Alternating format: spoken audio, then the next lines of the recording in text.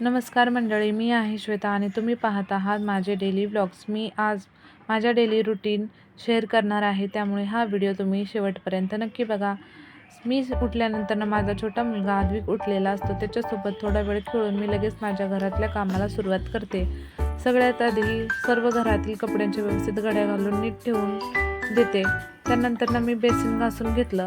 Basin घासून झाल्यानंतर मी लगेच घरातील इतर कामे केली, जसं की हॉलमधील सर्व कपडे उचलून पटकन झाडू मारून घेतला. झाडू मारून झाल्यानंतर मी लगेच माझा आवरून अंघोळ करून आले. मी रोज सकाळी सकाळी 1 ग्लास गरम पाणी डेली पिते. याच्यामुळे मला दिवसभर ताजेतवाने आणि फ्रेश वाटते. त्याच्यामुळे मी 1 ग्लास गरम पाणी रोज सकाळी सकाळी पिते. तुम्हीही करून बघा, तुम्हालाही आवडेल. त्याच्यानंतर मी रोज सकाळी नाश्त्याच्या आधी 1 फळ नेहमी खाते. घरात जे कोणते फळ उपलब्ध असेल ते फळ मी खाते. आज घरामध्ये उपलब्ध होती केळी, त्याच्यामुळे मी आज सकाळी सकाळी 1 केळ खाऊन घेतलं. त्याच्यानंतर मी लगेचच माझा नाश्ता बनवून घेतला. माझा नाश्ता बनवायच्या आधी मी मुलांना भरवलं होतं. मुलांचा वेगळा नाश्ता बनवावा लागतो. माझा छोटा मुलगा आद्विक 8 महिन्याचा आहे, त्याच्यामुळे त्याच्यासाठी प्युरी टाईप नाश्ता बनवावा लागतो आणि मोठा मुलगा तिखट खात नाही. त्यामुळे त्याच्यानंतर माझा छोटा मुलगा आद्विक खूपच रडत होता. त्यामुळे मी त्याला घेऊन थोडा वेळ ब्रेस्ट फीडिंग करून घेतलं. तुम्ही जर ब्रेस्ट फीडिंग करणारे मदर्स असाल तर तुम्ही नाश्ता कधीही स्किप करू नका. नाश्ता हा आपल्याला दिवसभर ताजेतवाने आणि फ्रेश ठेवण्यासाठी मदत करतो. सकाळी सकाळी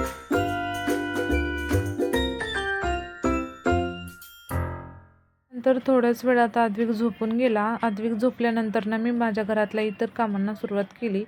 सकाळी सकाळी सगळ्यांना चहा लागतो, त्याच्यामुळे मी पटकन थोडासा चहा एके साईडला ठेवून चपात्या बनवून घेतल्या.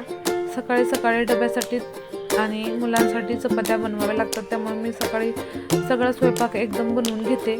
पटकन चपात्या बनवून झाल्यानंतर मी भांडी घासून घेतली. भांडी घासून झाल्यानंतर लगेचच साफसफाईही केली. पटकन भांडी घासून सगळं बेसिन आणि किचन ओटा साफ करून घेतला. व्यवस्थित गॅस वगैरे पुसून सगळं काम पटापट किचन आवरून झाल्यानंतर मी लगेच माझ्या मोठ्या मुलाला आंघोळीला पाणी उतरून दिलं. आंघोळ करायला जात असताना तो असा बाय बाय करत होता. माझी छोटी मोठी कामे मी सकाळी सकाळी आवरून घेते, जेणेकरून मला त्याच्यासाठी वेगळा वेळ द्यावा लागत नाही. त्याच्यानंतर आज लगेचच नोंद घेतला आणि लगेचच त्याला उठल्यानंतर ते भरवलं. लहान मुले शांत आहेत तोपर्यंतच खातात, नाही तर रडायला तर ते येत नाहीत. त्यामुळे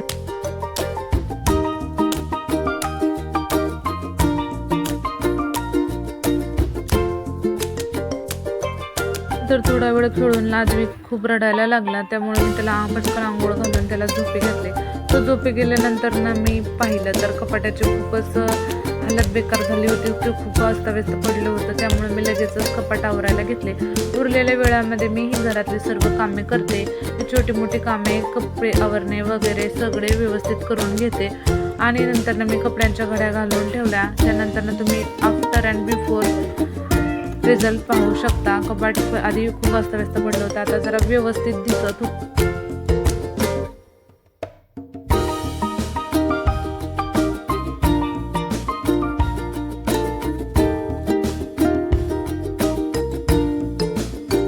नंतर मी दिवसभर पडलेले ब्लँकेट्स, मुलांनी खेळण्यासाठी केलेला पसारा सर्व आवरून घेतला. ब्लँकेटच्या व्यवस्थित घड्या घालून व्यवस्थित नीट ठेवले. नंतर बेड आवरून घेतला. बेड देखील व्यवस्थित ॲडजस्ट करून ठेवला. बेड ॲडजस्ट करून झाल्यानंतर मी लगेचच माझं आवरायला घेतलं. पटकन केस विंचरून घेतले. केस विंचरून झाल्यानंतर लगेचच मी माझ्या केसांची एक छोटीशी वेणी घालून घेतली. माझे केस छोटे असल्यामुळे मला वेणी घालायला जास्त वेळ लागत नाही. तुम्हीही नेहमीच्या डेली रुटीनमध्ये तुम्ही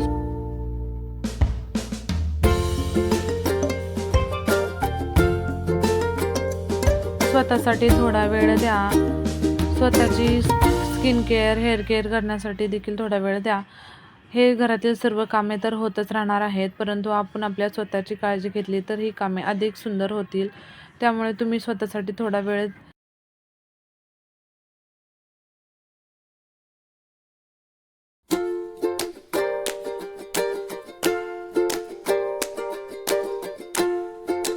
थोडा वेळ स्वतःसाठी द्या. माझी आणि माझ्या मुलाच्या दिवसातील डेली रुटीनची सगळी कामे आवरता संध्याकाळची वेळ झाली होती. त्याच्यामुळे मी लगेचच तोंड धुवून घेतलं आणि देवपूजा करायला घेतली.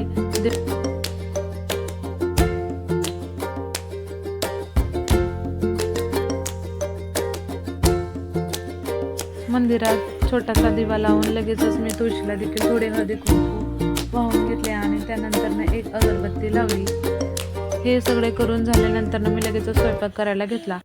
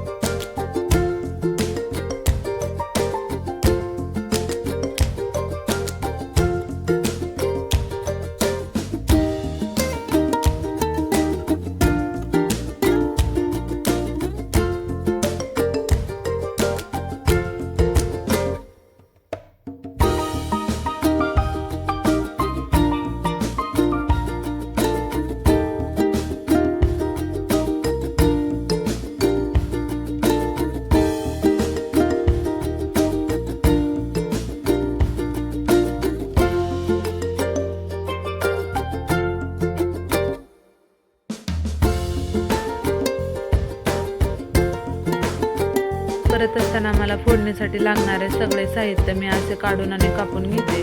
त्याच्यानंतर मी सर्व मसाले देखील असे काढून घेते, जेणेकरून स्वयंपाक करत असताना फोडणी देत असताना जास्त गडबड होणार नाही.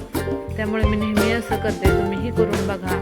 फोडणी किंवा भाजी करत असताना काही गोष्टी चुकून विसरून राहतात, त्याच्यामुळे त्यावेळी अशी गडबड होण्यापेक्षा मी असे नेहमी करत असते. आमच्याकडे रात्री पाणी येतं, त्यामुळे मी रात्रीच अशी मशीनला कपडे लावून घेते. पाणी आल्यानंतर कपडे पटकन होतात. हे सगळं करून झाल्यानंतर मी लगेच भांडी घासून बेसिन घासून घेतलं. बेसिन घासून झाल्यानंतर माझी घरातील सगळी कामे झाली होती. त्याच्यामुळे मी गॅस देखील व्यवस्थित पुसून घेतला. गॅस पुसून झाल्यानंतर आज आम्ही जेवण झाल्यानंतर आणलं होतं आईस्क्रीम आणि आईस्क्रीम खाऊन घेतलं. तुम्हाला जर व्हिडिओ आवडला असेल